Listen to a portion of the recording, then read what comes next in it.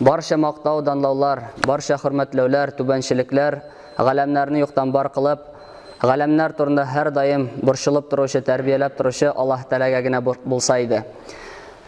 Һәм күңелләребездән чыккан салават шәрифләребез хөрмәтле пәйгамбәрбез Мухаммад Мустафа саллаллаһу алейхи ва салламга, аның гаиләсенә барып ирешсә иде иншаллаһ. Аллаһ Раббыбыз кемне теләсә, шуны туры юлга күндерә һәм аны һичкем туры юлдан биздермәс. Кемне теләсә, Аллаһ Тәгалә биздерә һәм аны һичкем туры юлга чыгармас. Шәһадәт бирәм, чынлыкта Аллаһ Тәгаләдән башка һичбер гыйбадәт кылынырга лаеклы зат юк, ялгыз ул, аның тиңдәше юк, һәм шәһадәт бирәм Мухаммад Мустафа саллаллаһу алейхи ва саллям Аллаһ Тәгаләнең кулы һәм илчесе икәнлегенә. Аллаһ Раббыбыз ушбу җомга көннәрен мөбарәк кылса иде иншаллаһ. Госкомстат сүзләренә караганда, бүгенге көндә Рәсәйдә һәр 5нче бала балалар йортында тәрбияләнә.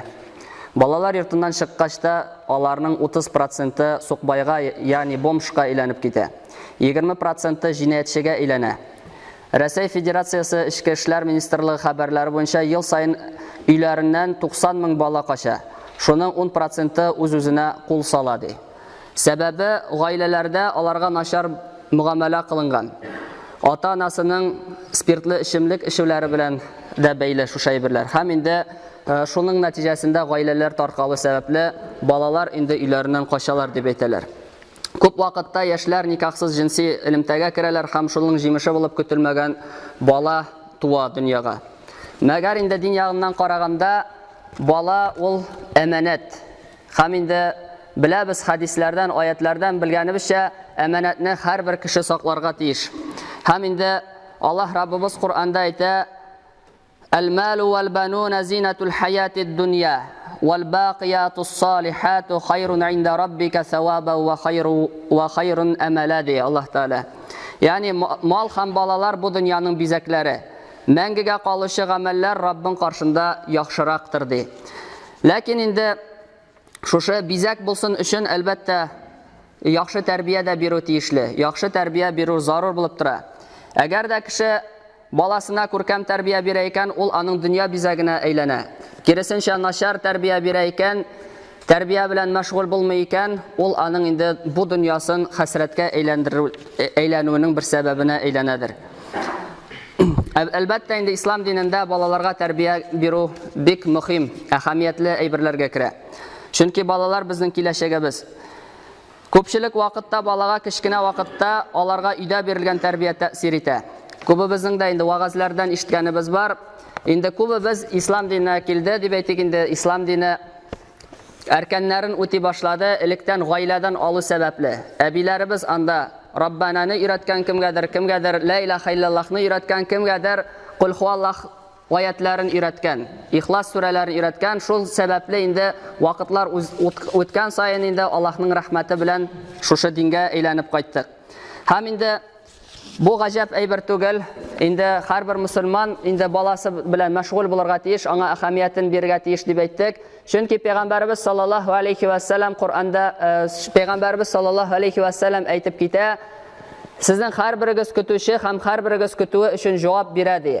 Аллаһ Раббыбыз әйтә мөэминнәргә мөрәҗәгать итеп: "Я аyyuhallazina amanu qu anfusakum wa ahlikum nara" ди. Әй иман китергән бәндәләр, гаиләләрегезне, балаларыгызны җәһәннәмнән саклагыз ди. Ул җәһәннәмнең утыны булып кешеләр һәм ташлар хезмәт итер ди. Һәм инде тәфсир галимнәре аңлатканча, ничек итеп саклап була икәнлеген алар әйтәләр: бары тик ди Аллаһ Тәгаләнең динен үтәүне булдырып кына ди. Ягъни гаиләңә Аллаһ Тәгаләнең динен өйрәтеп, шушы аларны үтәтеп кенә саклап була ди. Һәм инде әлбәттә мусульман гаиләсендә тәрбия методы Куръанга һәм сөннәткә нигезләнгән. Балаларга Аллаһка, аның илчесенә, аның китабына, ислам диненә, мусульман галимнәренә, дини йолаларга, бәйрәмнәргә карата мәхәббәт тәрбиялиләр. Мусульман тәрбияше баласының иманын дөрес итеп формулашуына бөтен көчен куя. Һәм инде хадистән билгеле булганча, Аллаһ илчесе саллаллаһу алейхи ва саллям әйтә: "Һәр бала фитри иман белән туа. Соңыннан гына ата-анасы аннан яһуди, насара яисә мәҗүси тәрбияли" ди. Шулай хайваннар да дөньяга сәламәт булып туа. Әллә алар арасыннан берәрсен киселгән колаклы булган хәлдә табырсыңмы ди. Ягъни бөтен әйбер кимчелексез итеп яратыла, мәгәр инде кешеләр генә аңа инде үзгәрешләр кертеп, аның фитрасын боза. Кеше шындап та инде камил булып туа.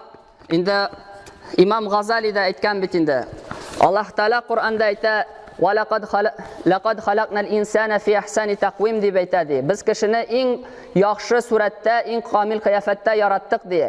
Мәгәр бу аның кыяфәтенә генә кагыла ди. Ләкин кешенең рухи дөньясы, ичке дөньясы аның үзенә тапшырылган ди.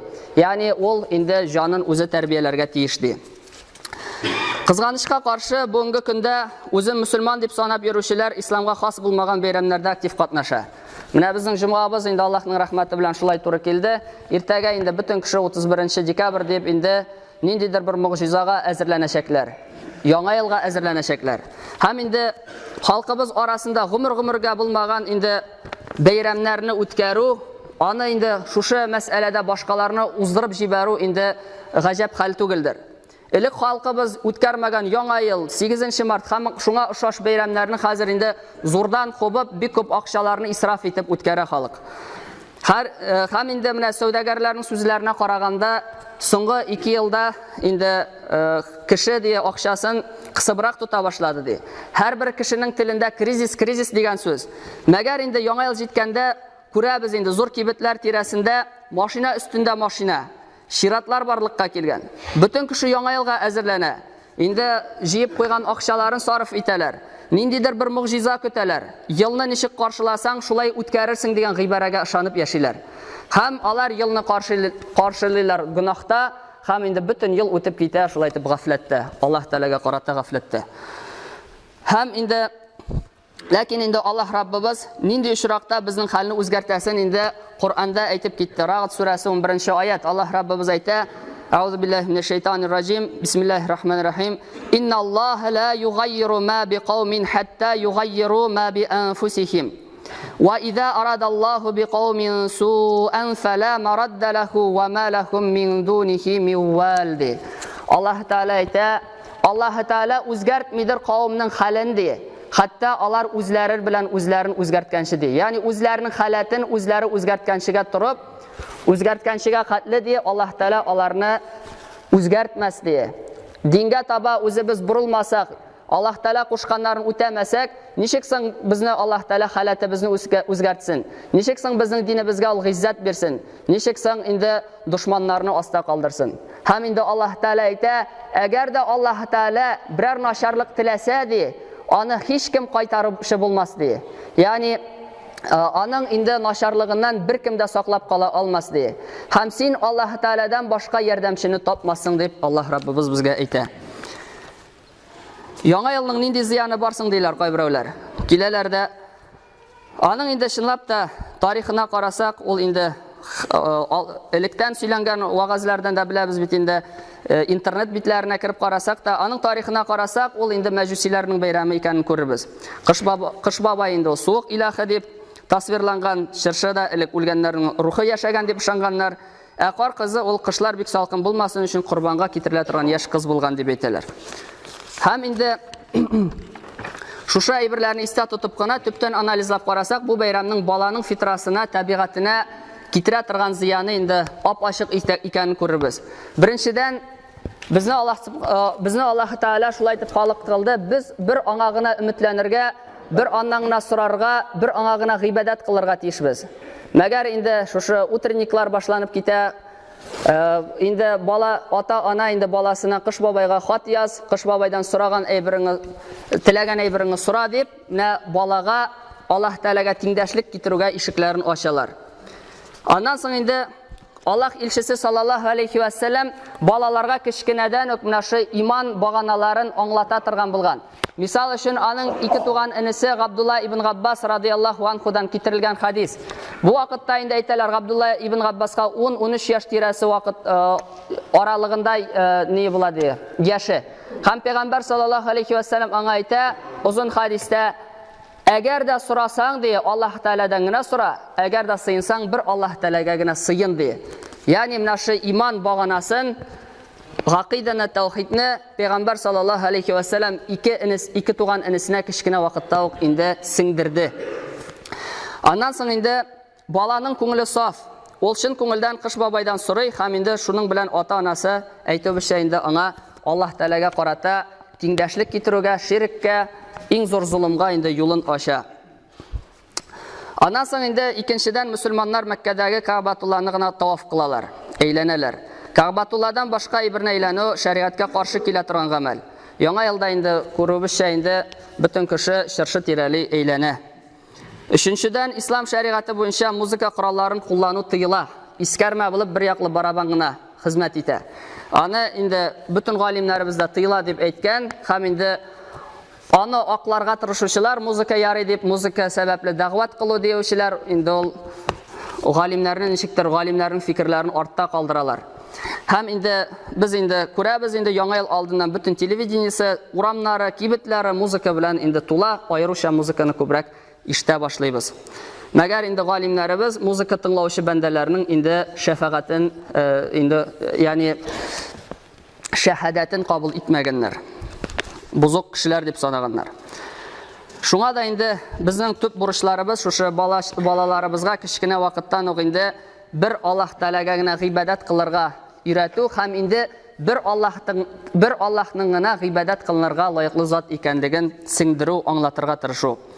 Аның кушканнарын үтәп, тыйганнарыннан тыелсаң, ул сине саклаячагын, һәр вакыт без аңа гына таяна алачакбыз икәнлеген сеңдереп үстерү тиештер. Бу безнең үстебездә булган иң зур бурыч әлбәттә. Шуннан соң инде балаларыбызга карата башка бурычлар да бар. Монсы инде иман баганаларын аңлату булса, шушы иман китергәч беләбез бит инде бөтен кешедә гыйбадәт кылырга тиешлеген. Димәк, инде балаларга нашы гыйбадәтне ничек итеп дөрес итеп кылырга икәнлеген дә без инде өйрәтергә тиешбез. Һәм Расулуллаһ саллаллаһу алейхи ва саллям хадисенә караганда, ул бу вакытны 7 яшь белән бәйли. Пәйгамбәр саллаллаһу алейхи ва саллям әйтә: "Балаларыгызга 7 яшьтән намаз укырга өйрәтегез, 10 яшьтән намазларын үтәмәгән өчен аларны сугыгыз һәм ятакларыннан аерыгыз" ди. Сугыгыз дигәндә инде монда тотып кыйнау түгел, мәгәр инде шушы намазның дәрәҗәсен билгеләп китерү өчен инде шелтә белдерү күз алдында тотыладыр. Һәм инде Аллаһ Раббыбыз бит инде китерә аят. Анда Аллаһ Тәгалә әйтә: "Ваъмур әһләкә бис-салати вастабир алейһа" ди. Гаилә әхилләреңә намазны әмер ит, үзең дә шушы эшләрне сабырлык белән үтә. "Ла нас'алука ризқан нахну нарзукук" ди. Без синнән ризык сорамыйбыз, без сине үзебез ризыкландырырбыз. "Вал акибату лит-тaqва" ди Аллаһ Тәгалә. Һәм инде эшләрнең уңышлы тамамлануы ул тaqваларга гына хас булачак ди. Ягъни тaqваларга гына тиеш булыр ди. Һәм инде шушы аятны тәфсир кылып инде галимнәребез әйтәләр, Пәйгамбәр саллаллаһу алейхи ва саллямга ниндидер бер мәшәкать килсә, ул бөтен гаиләсен намазга уята иде ди. Ягъни өстәмә намазга. Һәм намаз дип әйтә иде, һәм шушы аятларны укый иде ди. Шунлап та ди, әгәр дә кеше намазын торгызса, намазын үти башласа, Аллаһ Тәгалә инде аңа көтмәгән җирдән инде ризыгын да бирер ди. Чөнки намаз ул тaqвалыкның билгесе булып торган очракта Аллаһ Субханаһу ва Тәгалә бит инде әйтә тaqвалык өчен нәрсә биргәнен: "Ва ман яттақиллаһа яҗ'ал лаһу махраҗа ва ярзукху мин хайсу ла яхтасиб" ди Аллаһ Тәгалә әйтә. Кем Аллаһ Тәгаләдән курыкса, тaqва булса, ул аңа һәрбер хәлдән чыгу юлын насип итер ди. Һәм һәрбер мәшәкатьтән чыгу юлын насип итер һәм аны көтмәгән җирдән ризыкландырыр ди. Шулай ук инде ата-ана баласында күркәм, яхшы әхлак тәрбияләргә тиеш. Монда инде күркәм әхлак дигәндә тугрылык, юмартлык, ялчанлык, киң күңеллелек, батырлык кебек яхшы сыйфатлар күз алдында тотыла. Яхшы әхлак белән бер рәттән инде аңа инде физик тәрбиядә бирү тиешледер. Чөнки Пәйгамбәр саллаллаһу алейхи ва саллям әйтә: "Көчле мөмин зәгыйф мөмингә караганда Аллаһ Тәгалә өчен сөйөклерәктер" ди. Ләкин икесендә дә хәерлелек бар ди. Һәм Гомар ибн аль-Хаттаб радиллаһу анһу әйтә торган булган: "Балаларыгызны йөзәргә, уктан атырга һәм аттан атланып йөрергә өйрәтегез" ди. Инде тарих битләренә күз салсак, бит инде ни өчен инде монда йөзү турында әйтелгән дисәк, тарихка әйләнеп кайтсак, менә мусульманнар белән фарсылар арасында сугыш була, күпер яны сугышы дип әйтәләр бит инде. Мөселманнар елганы кешеп чыгалар, һәм инде аларның тылларында елга кала, һәм инде фарсылар мөселманнарга каршы, фарсылар мәҗүси була бит инде ул вакытта, мөселманнарга каршы филләр кулланалар. Һәм мөселманнар чигенергә мәҗбүр булалар, һәм күбесе суда батып үлә.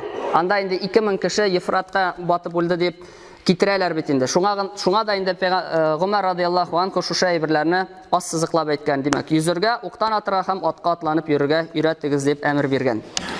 Соңыннан инде җәмгыять ягыннан караганда, без инде балаларыбызга кешеләрне яратырга, хөрмәт итәргә һәм изге эшләрдә башкаларга ярдәм итәргә өйрәтергә тиешбез. Чөнки Аллаһ Субханаһу ва Тааля әйтә: "Ва таавану алал бирри ват тaqва" ди. Изгелектә, тақвалыкта бер-берегезгә булышыгыз. "Ва ла таавану алал исми вал исьян" ди Аллаһ Тааля әйтә. Ләкин бер вакытта да булышмагыз, бер-берегезгә ярдәмче булмагыз. Гүнахта һәм Аллаһ Тааляга каршы чыгуда ди. Һәм инде хадисләрдән билгеле булганча бит инде Расулуллаһ саллаллаһу алейхи ва саллям әйтә: "Берегезнең дә иманы камил булмас, хәтта үзенә теләгәнне кардәшенә теләгәнче" ди. Димәк, инде без шушылы әйберләрне өйрәтергә тиеш булып торабыз. Аннан соң инде бер хадис белән генә инде тамамласы килә шушы хутбаны иншалла. Пәйгамбәр саллаллаһу алейхи ва саллям әйтә: "Менә шушы кыска гына хадистә бик күп файдалар бар." Расулуллаһ саллаллаһу алейхи ва саллям әйтә, бу инде Ризаттин Фахриддин үзенең Җавамиул Калим шархында китерә. Пәйгамбәрбез саллаллаһу алейхи ва саллям безгә мөрәҗәгать итте: "Иттақил махарима такун а'бадан нас" ди. Харамнардан саклан, курык, иң күп гыйбадат кылучы кеше булырсың ди. "Варда бима қасамаллаху лака такун агнан нас" һәм сиңа Аллаһ Тааля бүлеп биргән ризыктан риза бул, иң бае булырсың ди. Һәм Расулуллаһ саллаллаһу алейхи ва саллям әйтә: "Ва ахсин иля жарика такун муъминан" күршеңә карата изгелек кыл, мөмин булырсың. "Ва ахибба лин-наси ма тухиббу ли-нафсика такун муслиман" һәм кешеләргә үзеңә теләгән әйберне телә, мөселман булырсың ди. Һәм инде иң соңгы менә бу бөтенебезгә дә кагыла торган инде бүгенге көндә бигрәк күп таралган әйбер Расулуллаһ саллаллаһу алейхи ва саллям әйтә: "Ва ла туксир минад-дихки" ди. Һәм күп көлмә ди. "Фа инна касратад-дихки тумитул qalba" ди. Дөреслектә күп көлү ди, йөрәкне үтерә ди.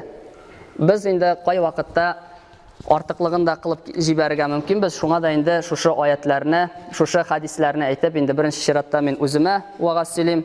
Инде Аллаһ Раббыбыз һәр барчаларыбызга да инде шушы хадислар, аятлар белән инде насихат алырга насип әйләсен һәм инде туры юлдан баруларыбызны һәр барчаларыбызга да Аллаһ Раббыбыз җиңел кылса иде, һәр төрле саташулардан, һәр төрле фитнәләрдән Аллаһ Раббыбыз имин кылса иде. Ахыр сулышларыбызны сулаганда да иман кәлимәләрен әйтеп, Раббыбыз хузурына мөмин мөселман булып күчерергә һәр барчаларыбызга да насип әйләсә иде. Ва aqulu qawli hadha wa astaghfirullah li wa lakum wa li sa'iri jama'atil muslimin innahu huwal ghafurur rahim. Sami'ud du'a.